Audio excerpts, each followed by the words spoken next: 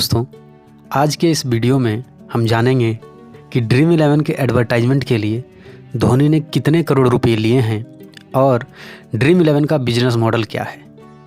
और भी इस वीडियो में जानने के लिए बहुत कुछ है, तो चलिए शुरू करते हैं।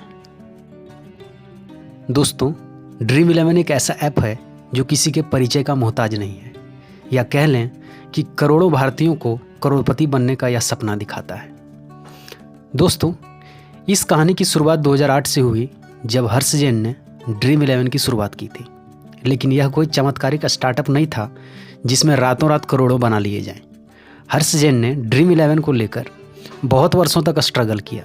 वह अगले 8 साल यानी 2015 तक स्ट्रगल करते रहे। ना ही उनके पास एक्टिव यूजर्स की बहुत ज़्यादा संख्या थी और ना ही उनकी कंपनी कोई बहुत ज़्यादा प्रॉफिट कर रही थी। लेकिन वो कहते हैं ना कि कितना भी पकड़ लो फिसलता ज़रूर है, और ये वक्त है साहब बदलता ज़रूर है। 2015 में मानो सच में ड्रीम इलेवन के लिए वक्त बदल सा गया हो।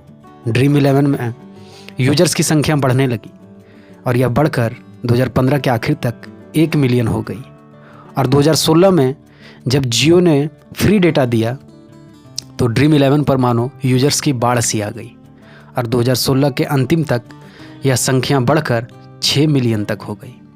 और रही सही कसर तब पूरी हो गई जब कमेंटेटर हर्षा भोगले को 2017 में ड्रीम इलेवन ने अपना ब्रांड एम्बेसडर बनाया। इसका परिणाम यह हुआ कि 1 साल में ड्रीम इलेवन के यूजर्स की संख्या 3 गुना तक बढ़ गया, और यह बढ़कर 2017 के आखिर में 16 मिलियन तक पहुंच गया।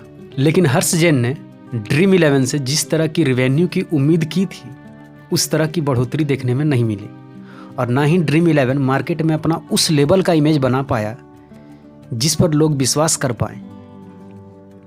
क्योंकि इंडियन सोसाइटी में जिस तरह का सिनेरियो रहा है, उसमें तो अगर कोई जनगणना वाला अनजान कर्मचारी घर पर आकर 4 बच्चे वाले माता पिता से बच्चों की संख्या पूछे तो वो 2 ही बताते हैं, क्योंकि उन्हें लगता है कि वो 2 बच्चे साथ में उठाकर ना ले जाए।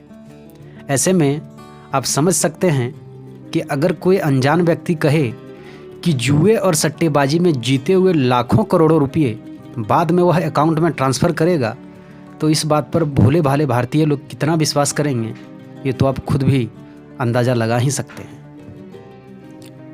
अब यहाँ ड्रीम इलेवन को ज़रूरत थी एक ऐसे ब्रांड फेस की जो मार्केट में ड्रीम इलेवन का विश्वास पूरी तरह से जमा दे और लोग इस पर भरोसा करें। तब हर्ष जैन ने अपना मास्टर स्ट्रोक लिया और भारतीय क्रिकेट के आन बान शान और करोड़ों भारतीयों के दिल पर राज करने वाले चेन्नई सुपर किंग्स के कप्तान महेंद्र बाहुबली यानी महेंद्र सिंह धोनी को ड्रीम इलेवन का ब्रांड एम्बेसडर बनाया गया। फिर क्या था, ड्रीम इलेवन पर तो मानो यूजर्स का जैसे सैलाब उमड़ पड़ा। युवाओं के बीच इसका एक गजब सा क्रेज छा गया। 2018 के आखिर तक इसमें एक्टिव यूजर्स की संख्या 16 मिलियन से बढ़कर 45 मिलियन हो गया। 2019 में यह संख्या 60 मिलियन और करंट टाइम में ड्रीम इलेवन पर 100 मिलियन से भी ज़्यादा एक्टिव यूजर्स हैं। 2018 से 21 के बीच में इसके रेवेन्यू में भी एक मासिव जंप देखने में मिला। अब जाकर हर्ष जैन का वह सपना पूरा होता नज़र आ रहा था जो उन्होंने ड्रीम इलेवन को लेकर 2008 में देखा था। दोस्तों, ड्रीम इलेवन के द्वारा फाइनेंशियल ईयर 2020-21 में दाखिल किए गए इनकम टैक्स डॉक्यूमेंट रिपोर्ट के अनुसार 2020 में उन्होंने कुल 180 करोड़ की कमाई करी है। गौर करने वाली बात यह है कि ड्रीम इलेवन का 2020 का टोटल खर्च 1867 करोड़ का था, जिसमें से उन्होंने उसका 75% एडवर्टाइजमेंट पर खर्च किया।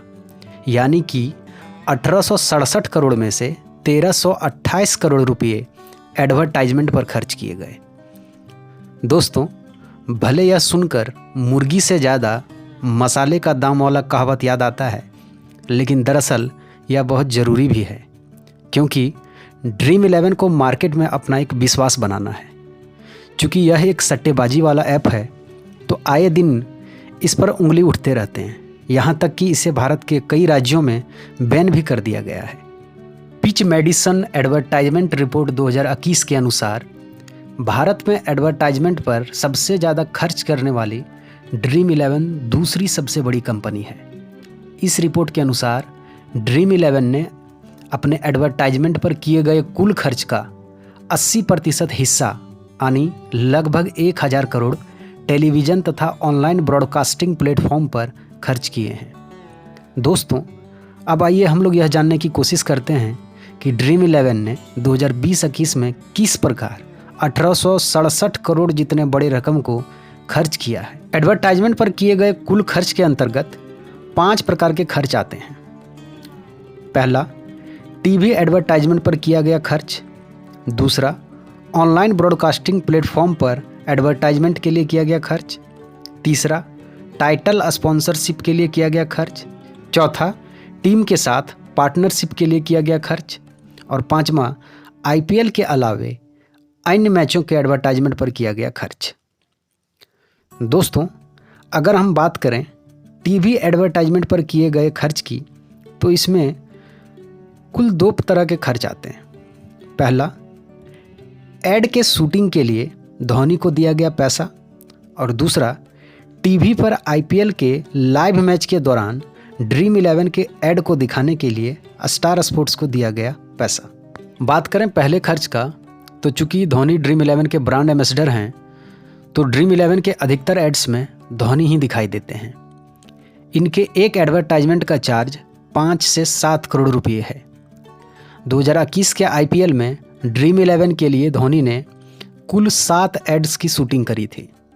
तो इस हिसाब से धोनी को 7 करोड़ के रेट से कुल 49 करोड़ रुपये मिले। यानी अगर सिंपल शब्दों में कहा जाए तो धोनी ने ड्रीम 11 के एम्बेसडरशिप के लिए एक सीजन के लिए कुल 50 करोड़ रुपये चार्ज किए हैं। अब अगर हम बात करें कि आईपीएल मैच के दौरान ऐड दिखाने के लिए स्टार स्पोर्ट्स को ड्रीम 11 ने कितने अमाउंट दिए हैं, तो चलिए इसको इस प्रकार समझते हैं। 2020-21 के दौरान स्टार स्पोर्ट्स पर 12 सेकंड के ऐड को दिखाने के लिए स्टार स्पोर्ट्स कुल 17.2 लाख रुपये चार्ज करता था। और ड्रीम 11 का एक लाइव मैच में कुल 60 ऐड दिखाए जाते हैं। तो इस हिसाब से ड्रीम 11 का आईपीएल के एक मैच में लगभग 10.25 करोड़ रुपये खर्च होता है। आईपीएल के सीजन में कुल 60 मैच होते हैं। इस तरह ड्रीम 11 का एक सीजन में टीवी एडवर्टाइजमेंट पर कुल 619 करोड़ रुपये खर्च किए जाते हैं। अगर इसमें धोनी को दिए गए चार्ज को भी जोड़ दिया जाए तो टीवी एडवर्टाइजमेंट वाले तरीके में ड्रीम 11 ने कुल 670 करोड़ रुपये खर्च किए हैं। बात करें एडवर्टाइजमेंट पर किए गए खर्च के दूसरे तरीके का, तो इसमें ड्रीम 11 ने हॉटस्टार को 2020-21 के दौरान ऑनलाइन ब्रॉडकास्टिंग के समय अपना ऐड दिखाने के लिए कुल 120 करोड़ रुपये दिए हैं। और खर्च के तीसरे तरीके को अगर देखें तो इसमें 2020 में ड्रीम 11 ने आईपीएल का टाइटल स्पॉन्सरशिप 2 वर्षों के लिए बीसीसीआई से खरीदा था। इस प्रकार इस तरीके में ड्रीम 11 ने पर सीजन 121 करोड़ रुपये टाइटल स्पॉन्सरशिप के लिए खर्च किए। अब हम बात करते हैं खर्च के चौथे तरीके की। तो इसमें ड्रीम 11 ने आईपीएल के 6 टीमें Mumbai Indians, Chennai super Kings, Sunrisers Hyderabad, Rajasthan Royals, Delhi Capitals और किंग्स 11 पंजाब के साथ पार्टनरशिप किया है, जिसके तहत इसके खिलाड़ी अपने जर्सी, किट, टोपी और विभिन्न सोशल मीडिया प्लेटफॉर्म्स पर ड्रीम 11 का प्रमोशन करते हैं। इस तरीके में ड्रीम 11 ने कुल 97 करोड़ रुपये खर्च किए हैं। और अगर अंतिम 5वें प्रकार के खर्च की बात करें तो ड्रीम 11 बीसीसीआई के द्वारा आयोजित टीम इंडिया के विभिन्न मैचों, women's cricket match, football match, kabaddi league आदि के समय ड्रीम 11 का एडवर्टाइजमेंट पर खर्च करता है। इसमें 2020 में ड्रीम 11 ने कुल 328 करोड़ रुपये खर्च किए थे। अब चलिए हम लोग ड्रीम 11 के द्वारा एडवर्टाइजमेंट पर किए गए कुल ओवरऑल खर्चे को देखते हैं। तो टीवी एडवर्टाइजमेंट पर किए गए कुल 670 करोड़, हॉट स्टार एडवर्टाइजमेंट में दिए गए 122 करोड़, टीमों के साथ पार्टनरशिप में खर्च किया गया 97 करोड़, टाइटल स्पॉन्सरशिप में खर्च किया गया 111 करोड़ और आईपीएल के अलावे अन्य मैचों में एडवर्टाइजमेंट पर खर्च किया गया 328 करोड़। अगर इन सभी को जोड़ दें तो कुल खर्च 1328 करोड़ का होता है। एडवर्टाइजमेंट पर किए गए इतने कुल खर्च के बाद भी जो 25% रकम बचा उसे ड्रीम 11 ने आईटी चार्ज, ट्रांजैक्शन प्रोसेस में चार्ज, एम्प्लॉय का वेतन, इंश्योरेंस आदि पर खर्च किया। तो दोस्तों, अब तक हमने वीडियो में ड्रीम 11 के द्वारा 2020 में कुल 1867 करोड़ का खर्च चुकाने के बाद 180 करोड़ की कुल कमाई का ब्यौरा तो देखा, लेकिन अब यहाँ सवाल ये उठता है कि ड्रीम 11 आखिरकार कमाई कैसे करता है। तो दोस्तों, आप लोग जानते हैं कि ड्रीम 11 पर हर एक मैच में स्मॉल लीग और ग्रैंड लीग मिलाकर हजारों कॉन्टेस्ट चलते हैं और कॉन्टेस्ट में लगने वाले टोटल अमाउंट का 20% हिस्सा ड्रीम 11 खुद रखता है और बाकी का 80% हिस्सा पार्टिसिपेंट्स के बीच में डिस्ट्रीब्यूट कर देता है।